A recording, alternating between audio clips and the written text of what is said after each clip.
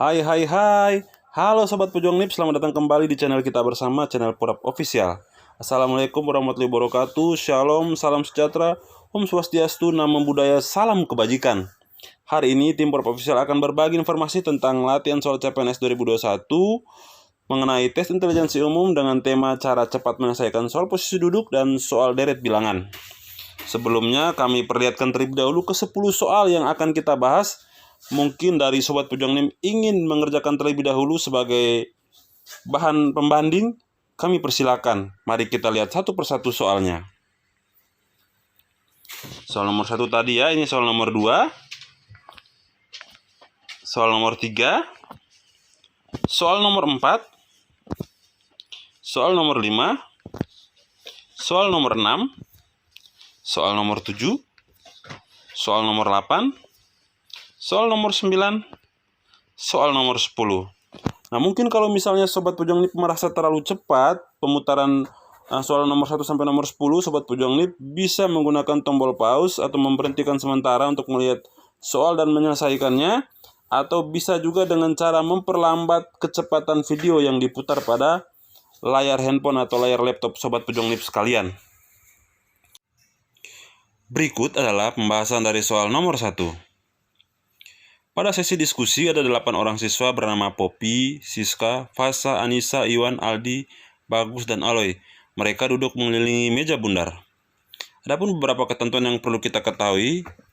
Yang pertama, Poppy duduk berseberangan dengan Iwan. Yang kedua, Aldi duduk di antara Aloy dan Fasa. Yang ketiga, Anissa dan Fasa duduk tepat berhadapan. Yang keempat, Aloy duduk 2 kursi terpisah dari Poppy. Dan yang kelima adalah Siska duduk tepat di sebelah Poppy. Pernyataan berikut yang benar adalah A. Siska duduk di antara Iwan dan Aloy. B. Bagus duduk dipisahkan 2 kursi dengan Aloy. C. Bagus dan Siska duduk tepat berseberangan. D. Aloy duduk di seberang Bagus. Atau E. Aldi duduk tepat berhadapan dengan Siska. Bagi Sobat Pejuang NIP sekalian, perlu diingat bahwa ketika mendapatkan soal seperti ini, maka kita harus mengilustrasikan terlebih dahulu pernyataan-pernyataan ada pada soal ke dalam gambar ya, karena ini meja bundar makanya kita bikin bentuk lingkaran. Nah, kita tandai terlebih dahulu ya, poin pertama ya, Poppy duduk berseberangan dengan Iwan. Nah, bisa dilihat pada gambar sebelah kanan ya, bahwa Poppy di bagian atas itu berseberangan ya, atau berhadapan dengan Iwan. Kemudian ketentuan nomor 2, Aldi duduk di antara Aloy dan Fasa. Nah, kalau Aldi duduk di antara Aloy dan Fasa, berarti Aldi ada di tengah-tengah ya. Kita bisa bikin seperti di nomor 2 yang ada pada gambar. Nah, diapit oleh Aloy dan Fasa. Nah, di sini saya buat Aloy atau Fasa bagian atas, Aloy atau Fasa bagian bawah. Kenapa? Karena kita belum tahu ya Aloy dan Fasa itu posisinya di sebelah kiri atau sebelah kanan. Nah, kita lanjut ke ketentuan berikutnya, Anissa dan Fasa duduk tepat berhadapan. Nah, untuk poin ini kita tidak perlu menentukan terlebih dahulu. Kenapa? Karena posisi pasti dari Fasa kita belum ketahui. Kita lanjut ke ketentuan berikutnya. Aloy duduk 2 kursi terpisah dari Poppy ya. Ini menjadi penanda nomor 3 yang harus kita buat pada gambar ya. Aloy duduk 2 kursi terpisah dari Poppy. Poppy di nomor 1 sudah jelas, maka Aloy ada di nomor 3 ya, bagian bawah ya. Jadi ini memang sudah sesuai dengan pernyataan bahwa Aloy duduk 2 kursi terpisah dari Poppy. Kenapa? Karena di antara Aloy dan Poppy itu ada Aldi dan juga Fasa ya. Maka dari itu, karena Aloy di bawah, maka dengan sendirinya Fasa kita bisa tulis ketentuannya, Fasa ada di sebelah kanan dari Poppy. Jelas, kita lanjut ke ketentuan nomor 4. Siska duduk tepat di sebelah Poppy. Nah, di sebelah kanan Poppy kan sudah ada Fasa, berarti di sebelah kiri ya, nomor 4 kita perhatikan itu adalah Siska. Sehingga kita bisa menentukan posisi dari Anissa, yakni Anissa dan Fasa duduk tepat berhadapan. Nah, Fasa di nomor 2 sudah jelas, 2 bagian sebelah kanan dari Poppy, maka di depannya atau berseberangan dari Fasa adalah Anissa di nomor 5 ya. Dengan sendirinya kita bisa menentukan posisi dari Bagus ya. Bagus berada di kursi terakhir yang tersisa di nomor 6 ya. Nah, maka pernyataan yang benar adalah B. Kenapa B? Kita bisa buktikan ya. A. Siska duduk di antara Iwan dan Aloy. Nah, di sini Iwan nomor 1, Aloy nomor 3. Nah, Siska nomor 4 berarti tidak sesuai ya. Yang B itu bagus duduk dipisahkan 2 kursi dengan Aloy. Kenapa B? Jawabannya adalah karena bagus itu dia kalau kita bandingkan dengan posisi duduk Aloy, di antara bagus dan Aloy itu ada 2 kursi, yakni kursi Anissa dan Iwan. Jadi memang benar bagus duduk dipisahkan 2 kursi dengan Aloy. Nah, ketika kita sudah menemukan jawaban yang benar ini, maka kita tidak perlu lagi menentukan atau mengecek jawaban yang lainnya ya. Tapi di sini saya pengen memberikan penjelasan sebagai pembuktian saja apakah C, D, dan E ini adalah jawaban yang salah. Kita lihat dulu C. Bagus dan Siska duduk tepat berseberangan. Jawabannya salah ya, karena Bagus itu dia duduknya bersebelahan atau berdampingan dengan Siska, bukan berseberangan. Kalau berseberangan berarti ditarik garis lurus tepat di depannya. Misalnya di sini Bagus, depannya Aldi, berarti pernyataan C salah ya.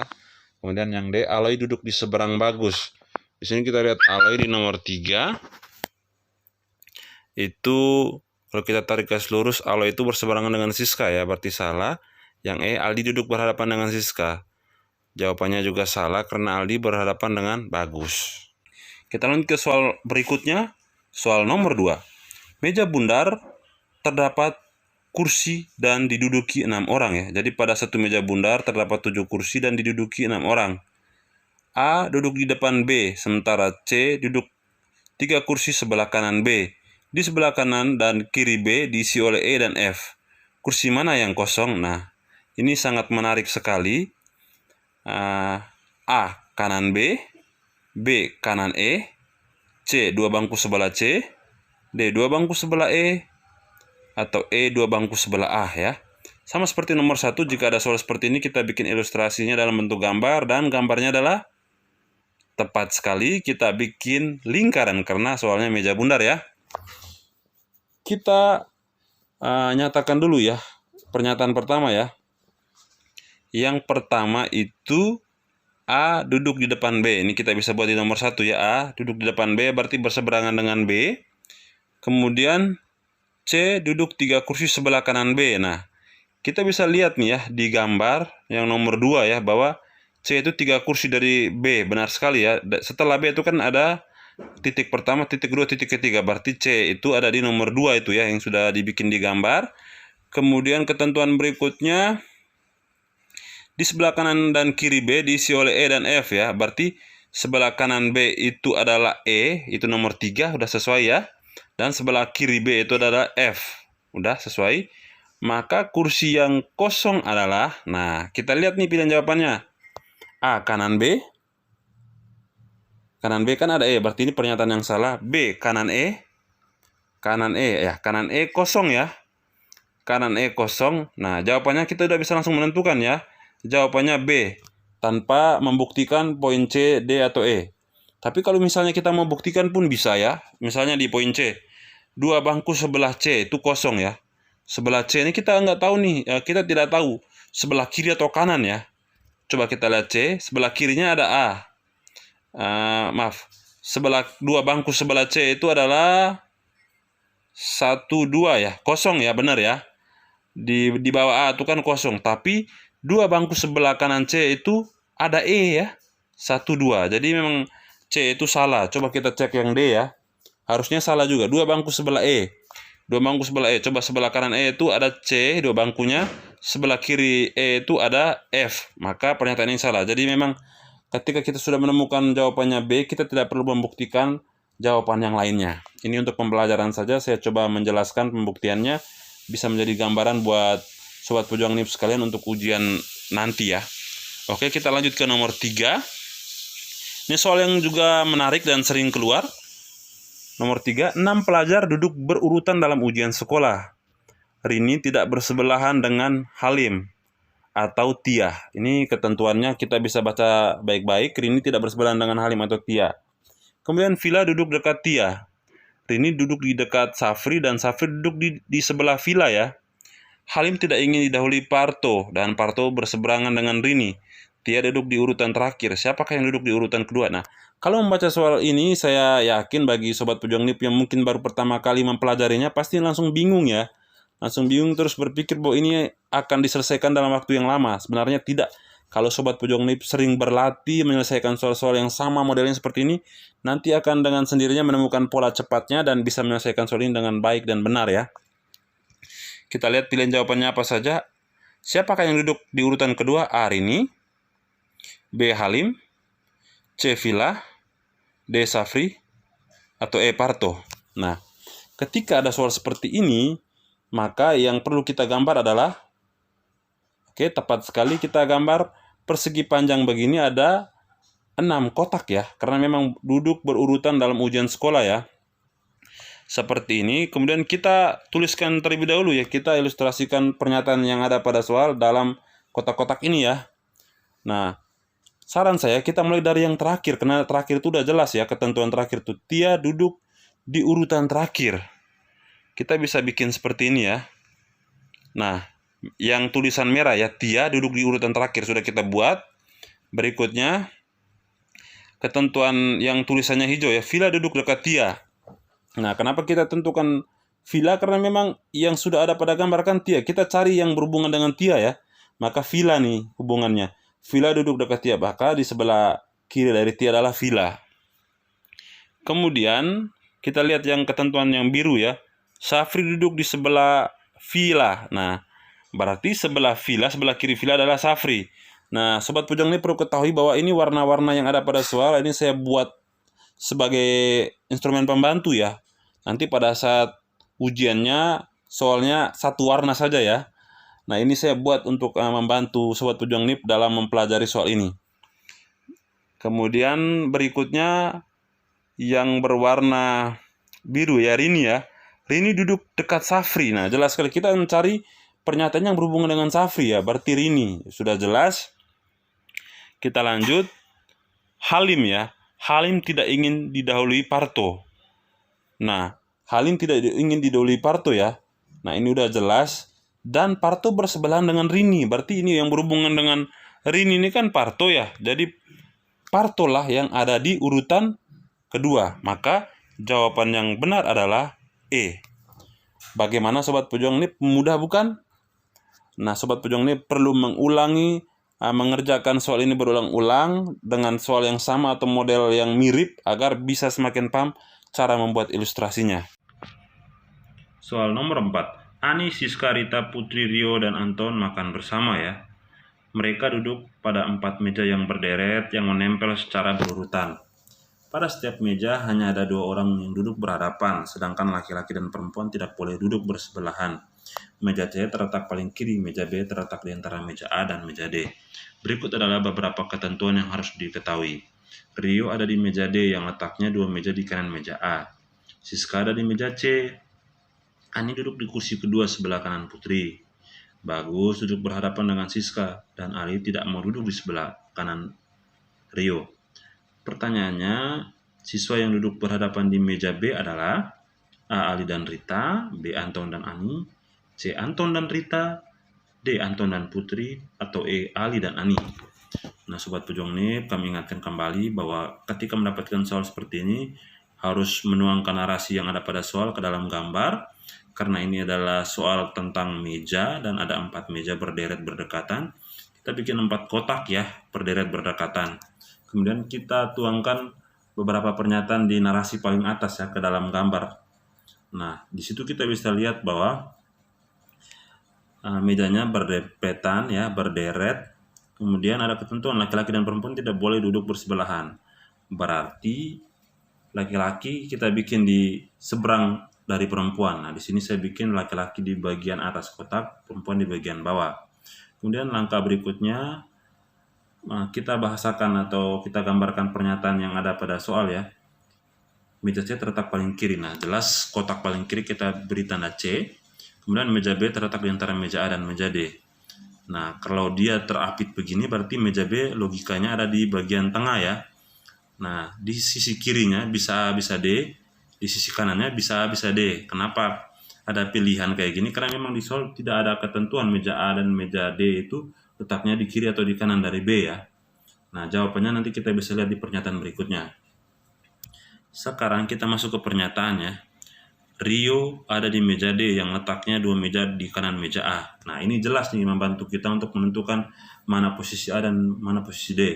Kalau Rio ada di meja D yang letaknya di kanan meja A, sementara mejanya hanya ada 4, berarti logikanya Rio itu sebelah paling kanan ya, di ujung, dan itu sekaligus menjawab bahwa meja D itu ada di meja keempat kalau kita lihat dari kiri ya.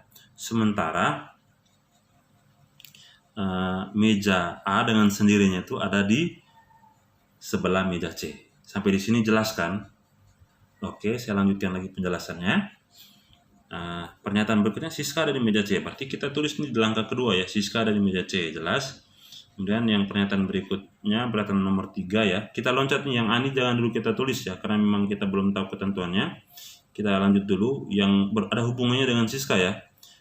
Bagus duduk berhadapan dengan Siska. Jadi, Sobat Pojok NIP, saya perlu ingatkan kembali lagi bahwa untuk membuat pernyataan yang dituangkan ke dalam gambar, kita harus mencari hubungan antara pernyataan sebelumnya dengan pernyataan setelahnya. Karena tadi sebelumnya Siska ada di meja C, kita lihat nih Siska ada hubungannya dengan siapa? Oh, ternyata di pernyataan ada hubungannya dengan Bagus.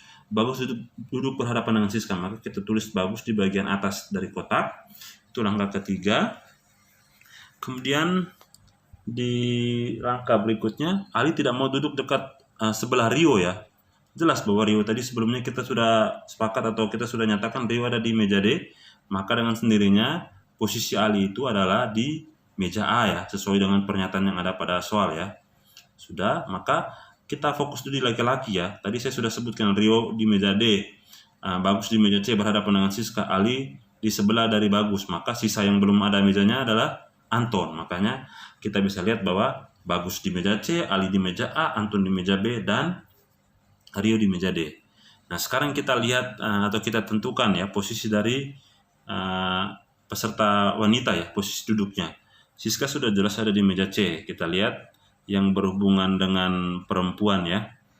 Di sini di pernyataan Ani duduk di kursi kedua sebelah kanan Putri ya. Ini sangat membantu kita karena jumlah meja ada 4, maka logikanya kalau Ani duduk di kursi kedua sebelah kanan Putri, berarti Putri ada di sebelah kiri dong. Dan sebelah kanan setelah Putri itu 2 kursi setelah itu adalah Ani dong. Maka kita bisa tulis bahwa Putri itu ada di meja A, sementara Ani itu ada di meja D. Jelas kan? Ini sesuai dengan pernyataan Ani duduk di kursi kedua sebelah kanan Putri ya. Berarti Putri di A, Ani di D. Sehingga yang tersisa yang belum masuk adalah tepat sekali Rita. Rita ada di meja B. Ini sudah kita selesaikan dan bisa membantu kita untuk menjawab pertanyaan yang ada pada soal. Siapa siswa yang duduk di meja B? Jawabannya adalah Anton dan Rita. Jadi jawabannya adalah C ya, Anton dan Rita. Bagaimana Sobat Pejuang NIP? Mudah bukan?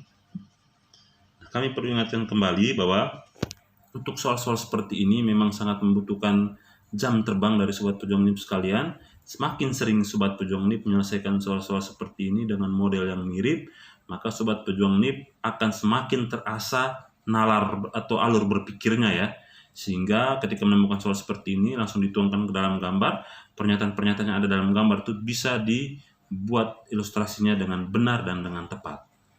Oke, kita lanjut ke nomor berikutnya, nomor 5. Nah, di nomor 5 ini kita masuk ke pembahasan soal tentang deret angka ya. Nomor 5, lanjutan dari deret angka 3, 7, 15, 31, 63 adalah, ini kita mencari 2 angka lanjutan ya. A 115 dan 250, B 123 dan 251, C 124 dan 253, atau D 127 dan 255. Nah, kalau ada soal seperti ini, kita bisa buat dulu hitung-hitungannya seperti ini ya. Kalau di aritmatika sederhana, kita harus cari hubungan dulu ya antara bilangan pertama, kedua, bilangan ketiga, bilangan keempat. Nah, hubungan yang pertama tuh kita lihat hubungan terdekat dulu. Bilangan pertama dengan bilangan kedua itu ada hubungannya enggak? Kalau misalnya tidak ada hubungannya, kita cari lagi hubungan antara bilangan pertama dengan bilangan ketiga atau bilangan pertama dengan bilangan keempat. Kebetulan di soal ini kita bisa lihat bahwa ada hubungan yang saling berkaitan antara bilangan pertama dan kedua, bilangan kedua dan ketiga ya. Di sini kita bisa lihat bahwa selisihnya 3 dan 7 itu kan plus 4 ya. 7 dan 15 itu plus 8, 15 31 itu plus 16, 3163 itu plus 32. Maka dua angka berikutnya itu saya simbolkan X dan Y ya. Di sini rekan-rekan bisa lihat kalau di angka terakhir tadi 31 tambah 32 itu sama dengan 63, maka yang berikutnya bisa kita buat adalah, nah ini kan dari pola pembeda atau pola aritmatika di atas, kita bisa lihat bahwa 4 kelipatan 4 ya, 4 terus 8 ya, 8 dikali 2 16, 16 dikali 2 32 ya. Maka berikutnya adalah ditambah 32 ini harus kita kalikan dengan 2 ditambah 64. Maka 63 tambah 64 hasilnya 127 ya. 127. Terus 64 ini ditambah berapa lagi untuk mencari Y? Ternyata 64 maaf ya, 127 ini harus ditambah dengan 128. 128 dapat dari mana? 64 dikali 2. Nah, jadi 64 dikali 2 128, 128 tambah 127 sama dengan 255. Jawabannya adalah D ya. Sebenarnya setelah sobat pejuang ini mendapatkan hasil 127 tadi tanpa mencari angka setelahnya berapa, karena pilihannya yang 127 hanya D, langsung saja membuat keputusan untuk pilihan benarnya D, tidak perlu mencari angka berikutnya gitu. Gimana? Mudah bukan? Oke, kita lihat lagi pembahasan soal nomor 6. 3 angka lanjutan dari deret angka 13, 19, 23, 11, 7, 21, 9 adalah A. 14, 18, 6, B. 15, 19, dan 7, C. 16, 10, dan 8, atau D. 17, 11, dan 10. Nah, kalau melihat deret bilangan seperti ini, kita lihat dulu ya, pola bilangannya seperti apa ya. Kita lihat di soal ada angka 13, 19, 23, 11, 17, 21, dan 9. Kalau kita mencari hubungan bilangan pertama dengan bilangan kedua, misalnya 13 dan 19, 23 dengan 11 nih, ada satu pola bilangan yang loncat gitu ya. Jadi pola pikir kita juga harus kita arahkan bahwa oh ini berarti pola bilangannya tidak bisa kita tambahkan di bilangan, masa kita tidak bisa mencari hubungan antara bilangan pertama dan bilangan kedua langsung ya, 13 dan 19. Kita harus loncat juga pola pikir kita ya. Nah, di sini saya tandain merah ya, 13 ada hubungannya dengan 11, juga ada hubungan dengan 9. Begitu juga dua angka ya, 19, 23 itu pasti ada hubungannya dengan 17, 21. Kita lihat seperti apa hubungannya. Ini ada pada gambar ya. 13 pada gambar saya simbolkan dengan A, 11 saya simbolkan dengan B, dan 9 saya simbolkan dengan C. Kita cari dulu hubungan 13, 11, dan 9. Ternyata antara 13, 11, dan 9 itu hubungannya adalah kurang 2 ya. Ini pola A ke B dan ke C itu kurang 2. Jadi 13 kurang 2 11, 11 kurang 2 9 ya. Ini memang dia loncat hubungannya. Kemudian pola dari X ke Y ya, X dan Y di sini, X-nya 19 23, Y-nya 17 21 ya. X ke Y itu ditambah 4. Coba kita lihat ya. Di X sendiri itu 19 23 itu kan ditambah 4 ya. 19 tambah 4 23. Begitu juga 17 21, 17 tambah 4 21. Nah, ini kita sudah temukan pola bilangan yang konstan seperti ini. Kita akan terbantu untuk menemukan 3 angka berikutnya. Nah, 3 angka berikutnya, karena tadi sudah ada 9 ya, berarti berikutnya angka yang akan muncul berwarna apa? Tepat sekali, warnanya pasti biru ya. Tapi ketentuannya kita lihat lagi, antara 19 dan 17 ini kan dia selisihnya 2 ya. Selisihnya min 2 ya, berarti berikutnya itu 17 kurang 2 ya. 17 kurang 2 itu sama dengan 15 ya, bisa dilihat di bawah yang saya lingkar ya, 15. Oke, angka 15 kita sudah dapat. Nah, 15 ini kalau lihat dari pola yang atas berarti harus ditambah dengan 4 ya, berarti 15 tambah 4 19. Oke, kemudian angka berikutnya adalah selisih dari C tadi ya, 9 ya. 9 itu dia harus dikurang dengan 2, maka hasilnya 7 ya. Jadi 3 angka berikutnya adalah 15, 9, 7. 15 maaf, 19 dan 7. Dan jawaban yang benar adalah B. Kami ingatkan lagi bahwa untuk menjawab pola bilangan seperti ini kita harus terbiasa menyelesaikan soal-soal yang serupa atau mirip dengan soal seperti ini agar kita terlatih ya. Dan pola pikir kita ketika nilai bilangannya itu tidak berangsur naik atau tidak berangsur turun untuk hubungan antara bilangan pertama dan bilangan kedua, maka kita harus loncat gitu ya, antara bilangan pertama bilangan ketiga mungkin, atau bilangan pertama bilangan keempat mungkin. Harus mencoba beberapa cara sampai kita menemukan pola bilangan yang konstan ya. Semakin kita terbiasa mengerjakan soal, maka ketika ada soal-soal yang mirip muncul seperti ini, kita sudah bisa mengerjakannya dengan cara yang mudah dan lebih cepat. Oke, kita lanjut ke soal nomor 7. Dua angka lanjutan dari deret angka 164, 163, 159, 150, 134, dan 109 adalah A 81 dan 36, B 79 dan 39, C 73 dan 24, atau D 63 dan 18. Penyelesaiannya di sini saya buat ya, angka 164 saya bikin merah, 163 orange, 159 merah, begitu terus ya. 150 orange, 134 merah, 109 orange. Nah, ini membantu kita untuk menentukan bagaimana kira-kira pola bilangannya. Di sini penyelesaiannya seperti ini ya. Ada hubungan antara bilangan pertama dengan bilangan kedua. Misalnya 164 dan 163 ya. Hubungannya itu 164 ke 163 itu kan min 1 ya. Jelas. Terus 163 ke 159 itu min 4 ya. 159 ke 150 itu min 9.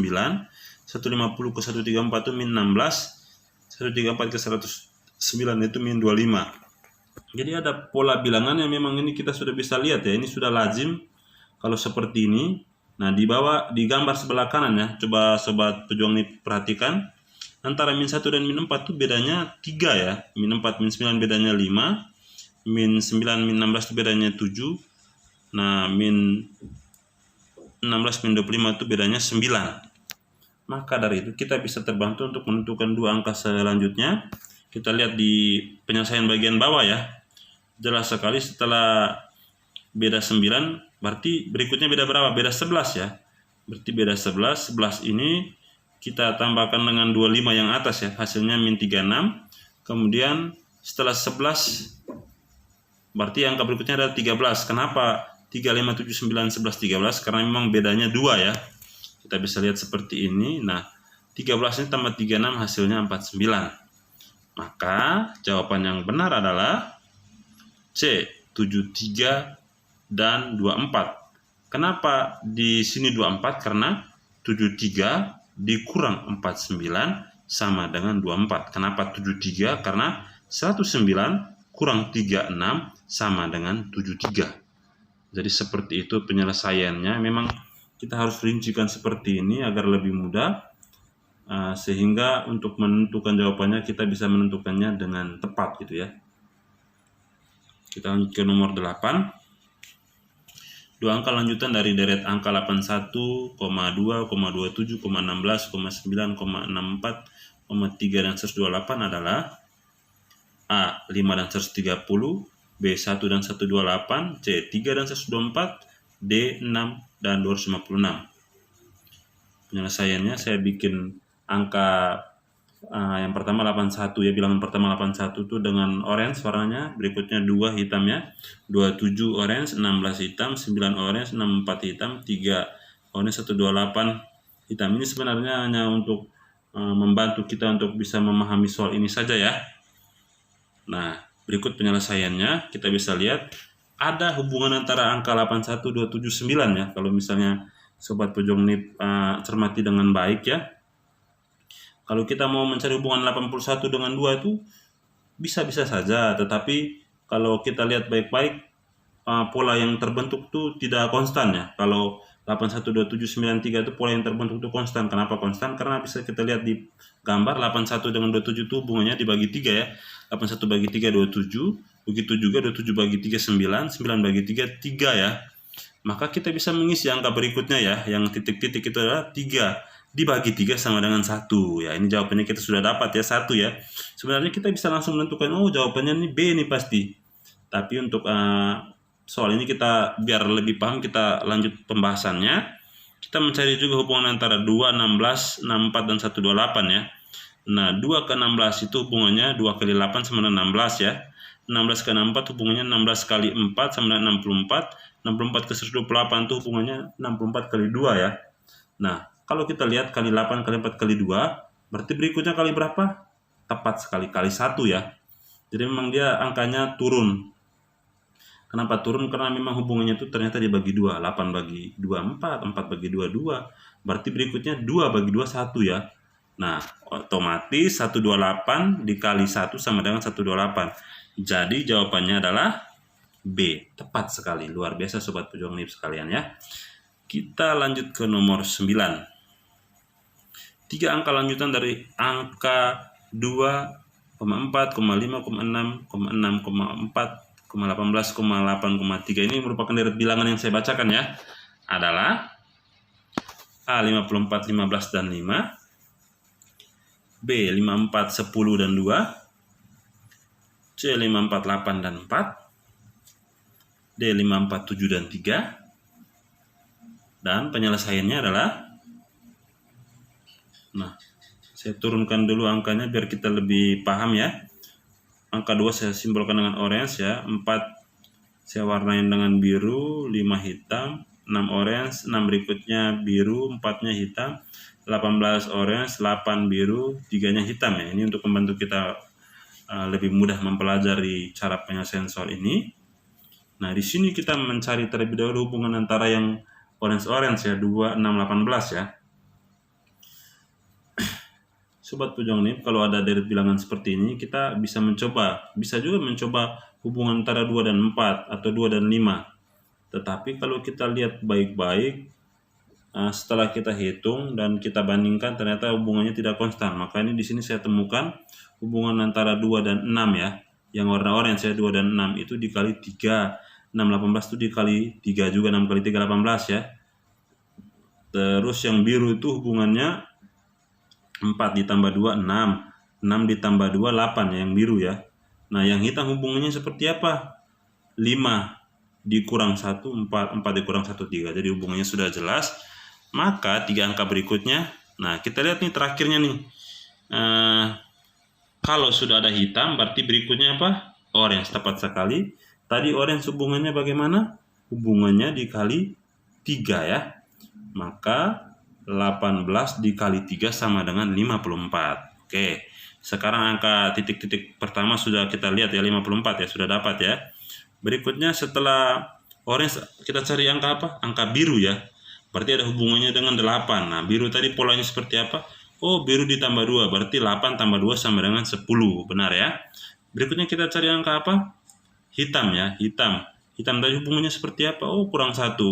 Berarti 3 kurang 1 sama dengan 2. Maka deret bilangan 3 bilangan berikutnya adalah B, 54, 10, dan 2. Bagaimana Sobat Pejuang NIP? Mudah bukan? Jika Sobat Pejuang NIP merasa penjelasannya terlalu cepat, Sobat Pejuang NIP bisa mengulangi kembali untuk menyimak soal ini biar lebih paham, atau bisa juga sambil membuat hitung-hitungan ya, cakaran gitu ya, di lembar kerja Sobat Pejuang NIP sekalian ya. Pada saat belajar bisa dioret-oret, coba buat pola seperti ini dan temukan jawabannya apakah benar 54, 10, dan 2. Oke. Kita lanjut ke nomor 10. Ini soal yang agak sedikit berbeda ya.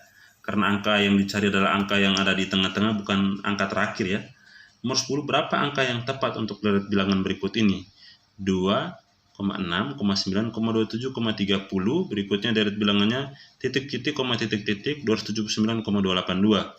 Pilihan jawabannya A, 36 dan 72, B, 45 dan 90, C, 90 dan 93, atau D, 90 dan 120. Dan jawabannya adalah, di sini kita bisa lihat ya. Di sini saya mencari hubungan antara 2 dan 6 itu bisa 2 tambah 4 sama dengan 6, atau yang bagian bawahnya 2 kali 3 sama dengan 6. Nah, kalau saya mengambil hubungan penjumlahan 2 tambah 4 sama dengan 6, 6 tambah 3 sama dengan 9. Nah, 9 ke 27 ini kan harus ditambah berapa? 18 kan? Polanya itu tidak konstan gitu, atau tidak sesuai gitu ya. Kalau saya pakai perkalian yang bawah, 2 kali 6, 2 kali 3, 6, maaf. 6 tambah 3, 9, 9 kali 3, 27, 27 tambah 3, 30, ternyata memang sesuai ya. Maka polanya adalah angka pertama dikali dikali 3 dapatnya angka kedua, terus hasilnya itu ditambah 3 dapatnya angka atau bilangan ketiga ya. Maka untuk mengisi titik-titik tadi, 30 yang angka terakhir 30 ya. 30 ini kita kali 3 ya. Karena tadi sebelumnya tambah berarti berikutnya kali ya. 30 kali 3 90. Kalau sudah kali berarti apa? Tambah, benar sekali. Tambah 3 90 tambah 3 93. Maka jawaban yang benar adalah C ya. Kalau kita mau buat pembuktian, nah 93 nih karena sudah tambah berarti harus dikali 3 dong. 93 kali 3 kan 279 kan, tepat kan di sebelahnya ya. Nah, kalau sudah dikali 3 berarti berikutnya ditambah 3 ya. 279 tambah 3 kan sama dengan 282 ya. Berarti memang pola yang kita sudah temukan ini tepat. Jawabannya adalah 90 dan 93. Oke, sobat pejuang NIP sekalian, terima kasih banyak untuk partisipasinya. Terima kasih sudah menonton soalan pembahasan dari channel Prap Official. Kami mohon maaf jika ada kekurangan. Jangan lupa untuk dukung channel kami dengan cara klik tombol like, terus komen, subscribe, dan share video ini. Semoga bermanfaat dan semoga niat baik dari sobat pejuang NIP sekalian untuk mendapatkan NIP di seleksi CPNS tahun ini dikabulkan oleh Tuhan Yang Maha Esa. Terima kasih. Jangan lupa untuk jaga selalu kesehatan, luangkan waktu kurang lebih 2-3 jam sehari untuk menyelesaikan soal-soal SKD, karena ini akan membantu sobat pejuang NIP sekalian untuk berhasil atau lulus di seleksi CPNS tahun ini. Sampai jumpa di pembahasan soal berikutnya. Salam sehat, sehat Indonesia.